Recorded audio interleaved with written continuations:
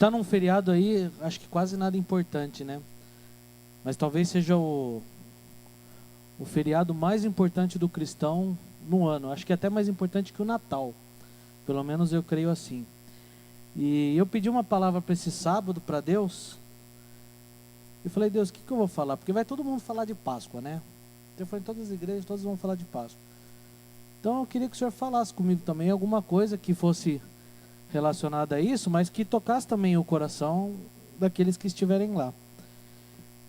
E aí Deus falou assim comigo, olha, a minha festa, as minhas festas que os cristãos deveriam comemorar estão perdendo sentido.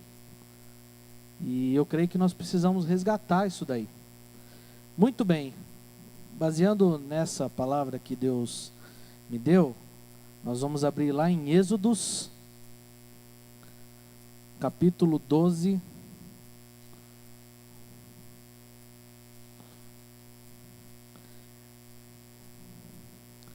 Êxodos 12, nós vamos a partir do versículo 1.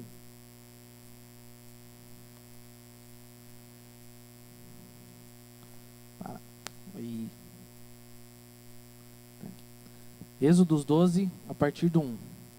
Diz assim: O Senhor disse a Moisés e a Arão no Egito: Este deverá ser o primeiro mês do ano para vocês.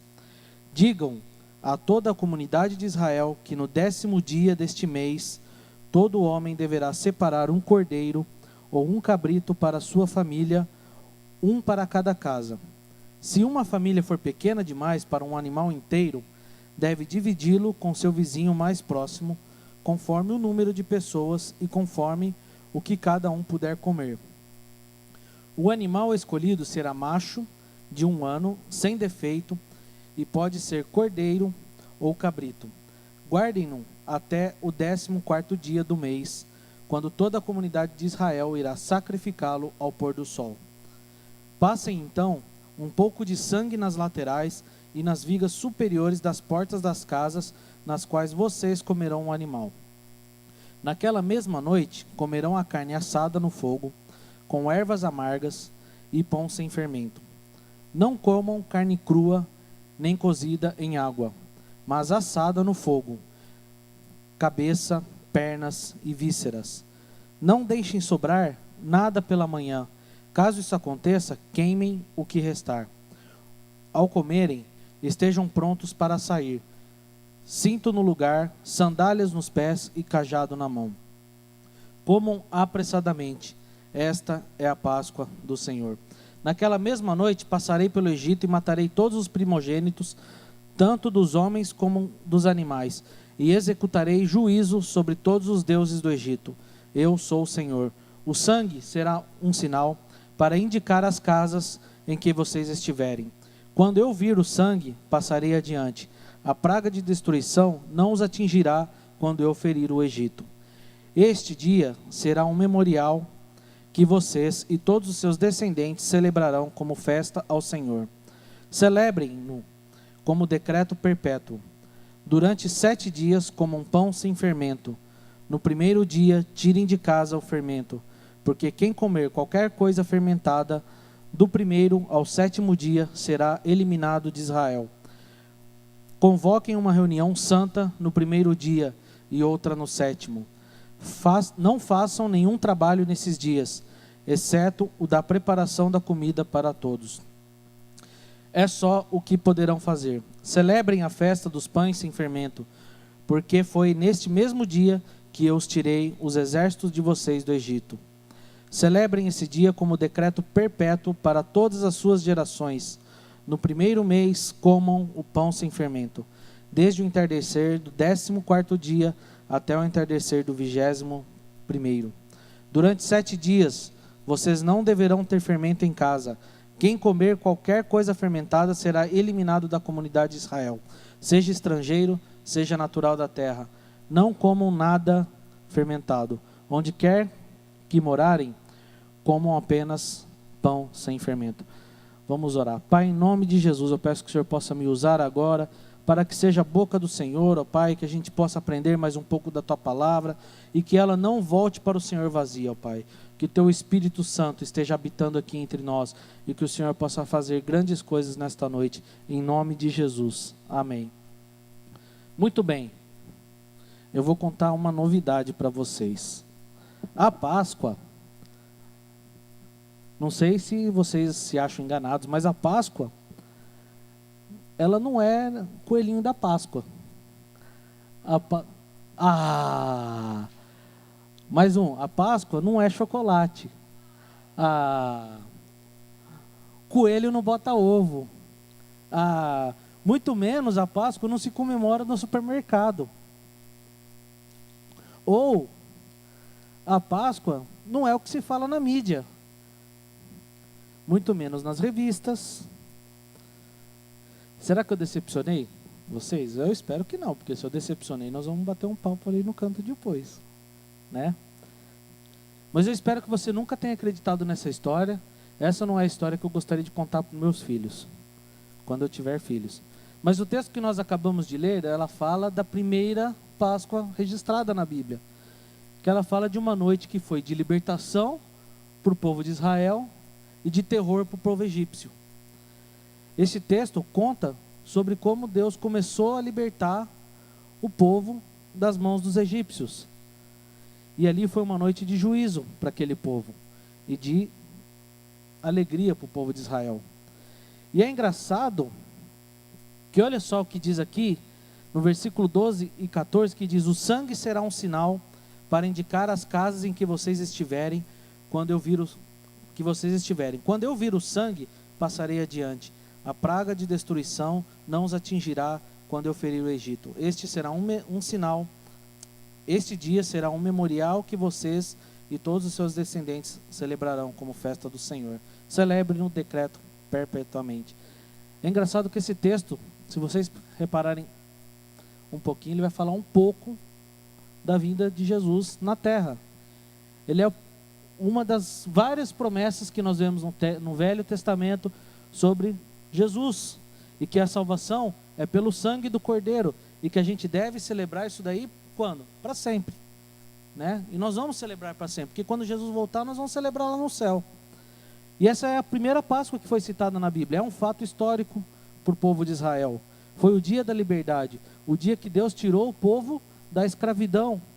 Foi um dia que Deus trouxe unidade para aquele povo, a salvação para aquele povo, a libertação daquele povo do cativeiro e a liberdade para que eles pudessem servir a Deus livremente. A Páscoa, ela marca um novo começo, uma nova história, e Deus deixa muito claro que a salvação vem pelo Cordeiro que foi morto. E é fato de que Deus, através de Jesus Cristo, o Cordeiro de Deus, Ele deu a nós uma nova história. E é para isso que nós estamos comemorando estes feriados que nós estamos passando nesses dias, e que a gente não pode esquecer, porque aqui nós estamos comemorando o quê? Uma nova história. Quando nós reconhecemos que Cristo entrou na nossa vida, uma nova história começa. É do zero. Você foi liberto do pecado e as páginas estão em branco. Seu passado está em branco. Este feriado não é um feriado qualquer, não são dias comuns, é a data mais importante do ano e na história da humanidade. Se você pensar claramente, você vai ver, Jesus dividiu a história no meio. Nós estamos em 2014, 2015 o quê? Depois de Cristo. Então você tem antes de Cristo e depois de Cristo. Ninguém dividiu a história como Jesus. Você pode acreditar nele ou não, você pode ser um ateu. Mas você pergunta para ele, que ano você está? Estou em 2015. O que, cabeção? Depois de Cristo. Muito bem, mas antes de continuar, eu vou pedir para a Larisa soltar o vídeo 1 para vocês verem. E aí a gente segue adiante.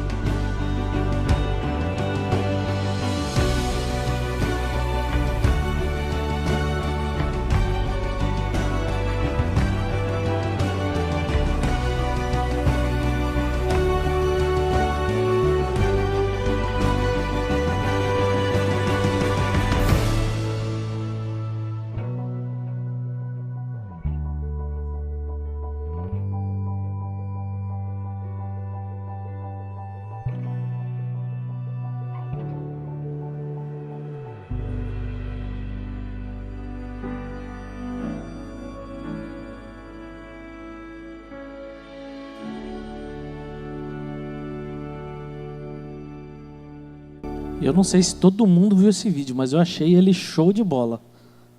Eu recebi no WhatsApp e achei maravilhoso a mensagem desse vídeo. E ela dispensa qualquer palavra, que ela é assim completa. Mas muito bem. Aí eu fiquei pensando, Deus, me dá alguns motivos que o Senhor fala na Bíblia do porquê nós temos que comemorar a Páscoa. Cara, eu fiz uma lista assim, acho que deu uns 50. Aí eu falei, não, 50, se eu ficar aqui, eu vou ficar até amanhã, né? E olha que tem muito mais, porque a Bíblia inteira nos dá motivo para comemorar. Mas tudo bem, eu listei 10, mas quando eu revi estava 11. Eu falei assim, se ficou 11, tá bom. Tá? Mas o primeiro motivo que Deus nos deu para comemorar a Páscoa é porque a morte e ressurreição é o cumprimento das promessas de Deus. Deus nos mostrou claramente quem é o Cordeiro na Bíblia. Olha só, em Gênesis, quando Isaac perguntou para Abraão, onde está o Cordeiro? Essa pergunta introduziu um dos principais temas do Velho Testamento, que é o povo aguardando o Messias. E você vai ver a palavra Cordeiro aparecendo por todo o Velho Testamento. Se a gente for lá para João Batista, essa pergunta foi respondida por ele. João 1,29 diz: eis o Cordeiro de Deus que tira o pecado do mundo.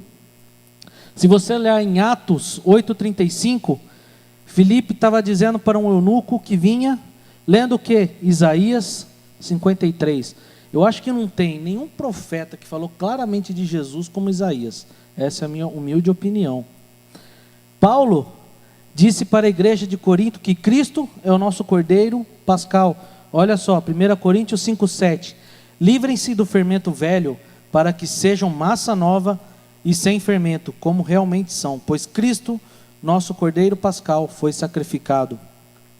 Olha só, 1 Pedro 1:18-20 diz: Pedro disse que nós somos remidos pelo precioso sangue, como um cordeiro sem defeito e sem mácula, que é o sangue de Cristo. Olha só, pois vocês sabem que não foi por meio de coisas perecíveis como prata ou ouro que vocês foram redimidos da sua maneira vazia de viver, transmitida por seus antepassados, mas pelo precioso sangue de Cristo, como de um cordeiro sem mancha e sem defeito, conhecido antes da criação do mundo, revelado nestes últimos tempos em favor de vocês. Olha mais um, João vê nos céus, que é apresentado o Cordeiro que foi morto e ele estava vivo pelos séculos dos séculos, que diz lá em Apocalipse 5:6, depois vi um Cordeiro que parecia ter estado morto, em pé no centro do trono. Essas palavras só testificam quem é o Cordeiro, que a Bíblia tanto se refere. Segundo motivo, olha só, porque Deus nos pede para comemorarmos a Páscoa para sempre. A gente leu isso agora em Êxodo, que diz lá, celebrem como festa do Senhor, celebrem-no como decreto perpétuo.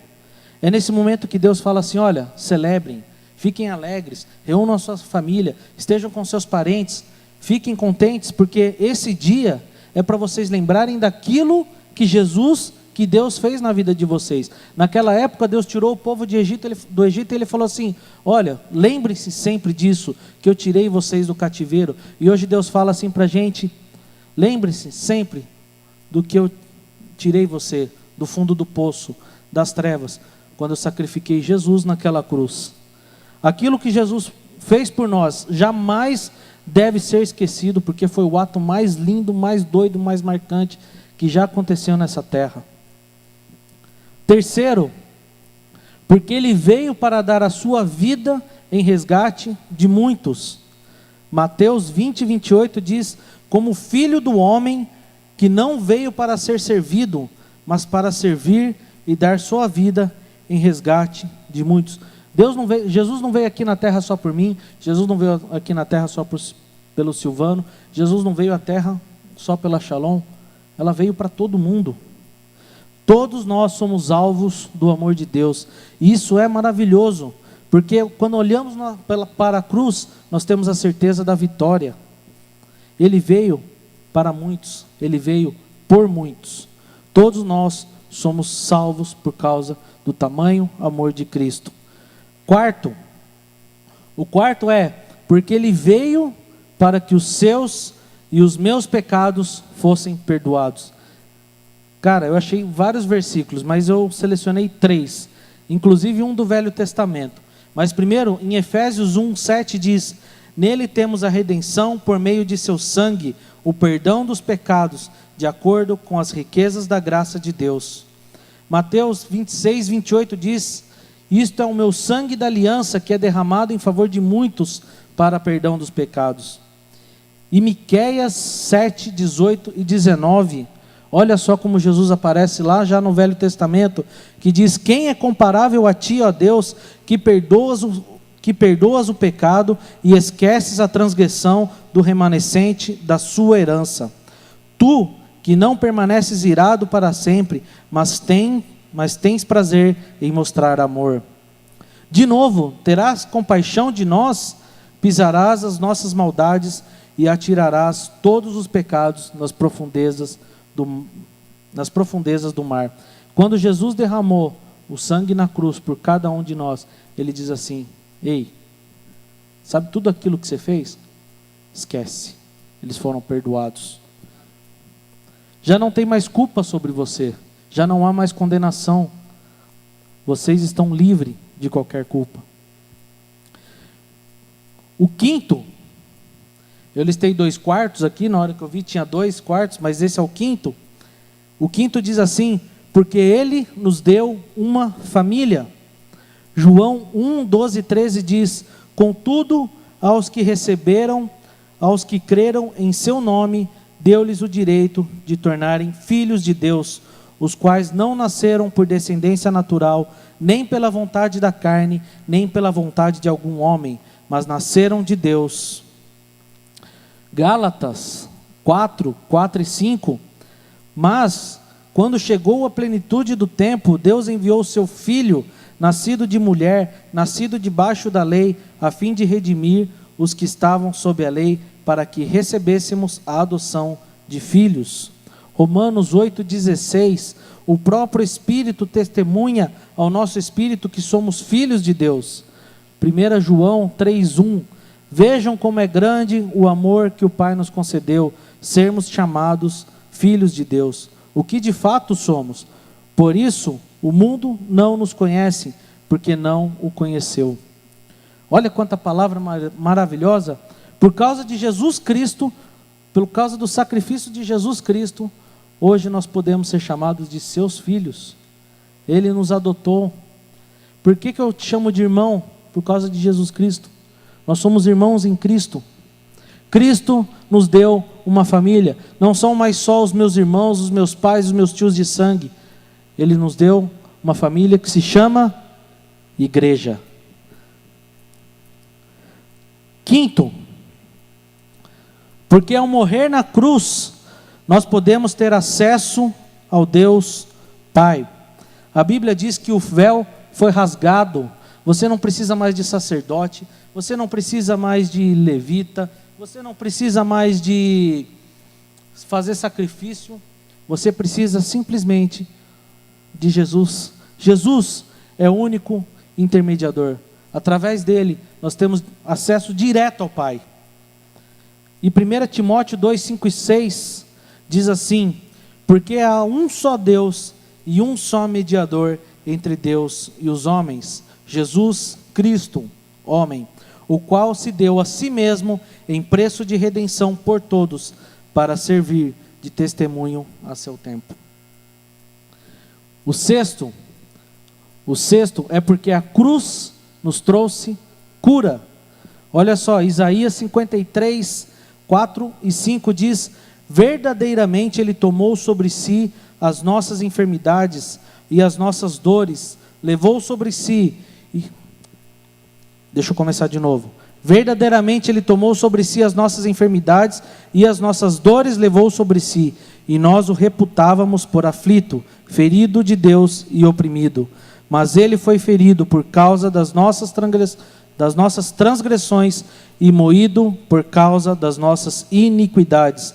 O castigo que nos traz a paz estava sobre Ele, e pelas pisaduras fomos sarados. A cruz levou os nossos pecados. A cruz levou as nossas dores. A cruz levou as nossas enfermidades. Hoje nós somos curados, lavados pelo sangue de Jesus. Por causa do sacrifício dele, nós temos a cura, não só física, que muitas vezes nós temos, pelo poder do nome de Jesus, quando nós declaramos na vida das pessoas, mas nós temos principalmente que a cura da nossa alma. Você está com depressão? Olhe para Jesus, Ele cura. Você está passando por uma doença? Olhe para Jesus, que Ele cura. Você está passando por uma dificuldade? Olhe para Jesus, que Ele te tira dessa dificuldade. O castigo que era nosso, que era condenação, que era lá ir para o inferno, que era morrer, por causa de Jesus, você tem a oportunidade de viver uma nova vida, de ser curado, sarado e receber uma nova história. 7, porque éramos nós que deveríamos estar naquela cruz. Aquela cruz não era para Jesus, aquela cruz era para mim. Pregado naquela cruz devia estar eu, porque os erros foram meus, os pecados são meus, as falhas são minhas, as dores são minhas, a maldade que existe no coração é meu. Mas o Senhor falou assim: deixa quieto, que eu vou fazer tudo no seu lugar. E aí ele diz lá em Isaías 53:6, todos nós andávamos desgarrados como ovelha, cada um se desviava pelo seu caminho, mas o Senhor fez cair sobre ele a iniquidade de nós todos. No versículo 11 ele diz: ele verá o fruto do trabalho da sua alma e ficará satisfeito com o seu conhecimento o meu servo, o justo, justificará a muitos, porque as iniquidades deles levará sobre si. Gálatas 3:13 e 14 diz: Cristo nos resgatou da maldição da lei, fazendo-se maldição por todos nós, porque está escrito: maldito todo aquele que for pendurado no madeiro, para que a bênção de Abraão chegasse aos gentios por Jesus Cristo, e para que pela fé nós recebamos a promessa do Espírito. A cruz era para mim, não era para ele, mas Deus nos amou de tal maneira que ele se entregou em nosso lugar. O sangue, ele é a nossa segurança. O centro do cristianismo é a cruz. O significado da cruz é substituição. Cristo morreu por nós, Ele carregou os nossos pecados em seu próprio corpo. É interessante que eu estava vendo ontem Paixão de Cristo, e na hora que Jesus estava sendo lá flagelado com aquelas chibatas todas, eu fiquei pensando assim,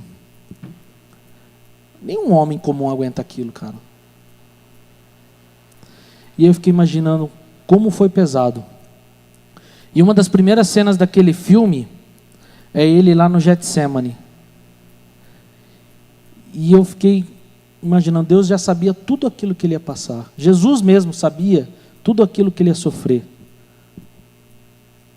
Ele podia ter falado assim: eu posso fazer de outra maneira. Mas não, ele cumpriu a promessa. Ele carregou os nossos pecados em seu próprio corpo. Era o castigo que nos traz a paz. No sangue de Cristo nós temos a segurança de perdão e de sermos purificados. Glória a Deus por isso. O oitavo motivo é porque a sua morte nos deu vida.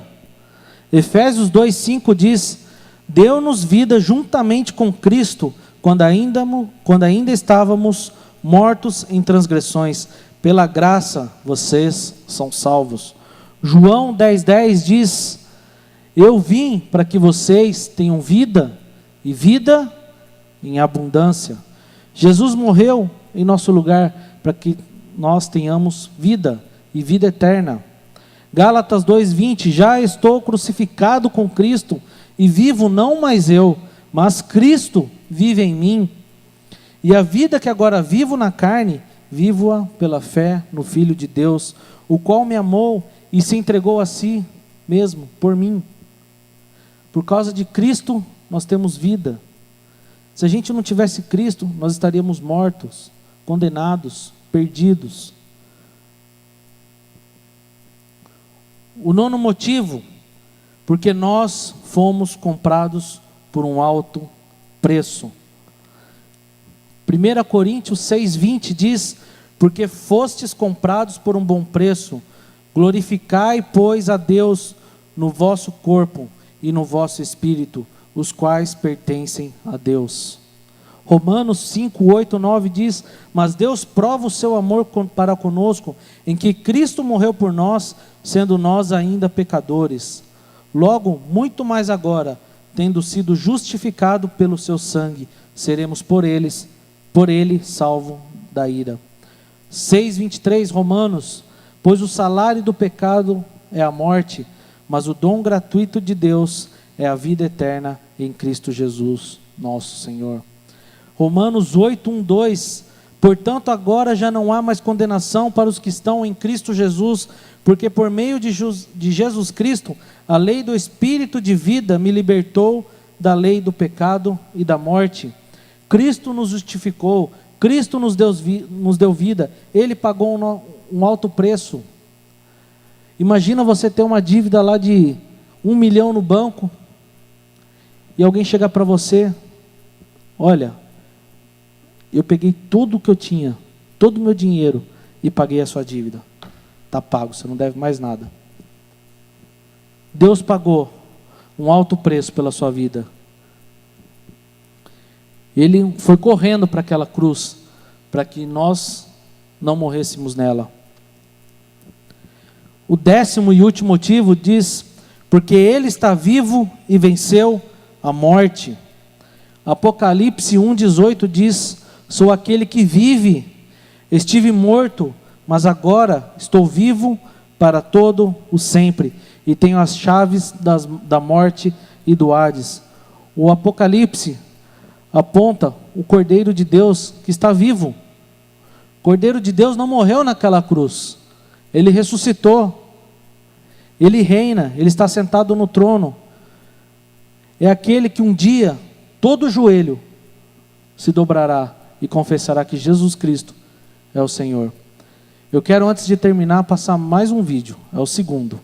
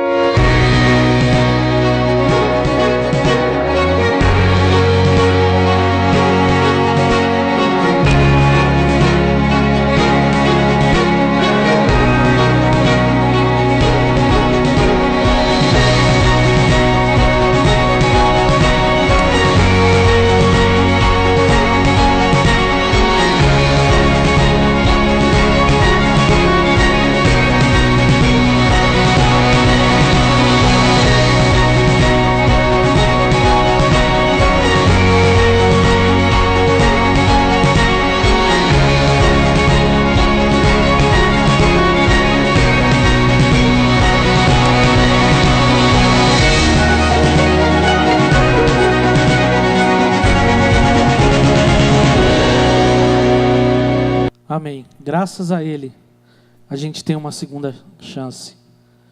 Eu vou usar o título que o pastor deu para a mensagem de amanhã, que diz que a cruz não é o fim, ela é apenas o começo. Poderia colocar vários motivos que a gente pode comemorar na Páscoa, 50, 100, 1000, talvez incontáveis, porque a graça, a misericórdia, o amor de Deus é algo que palavras faltam.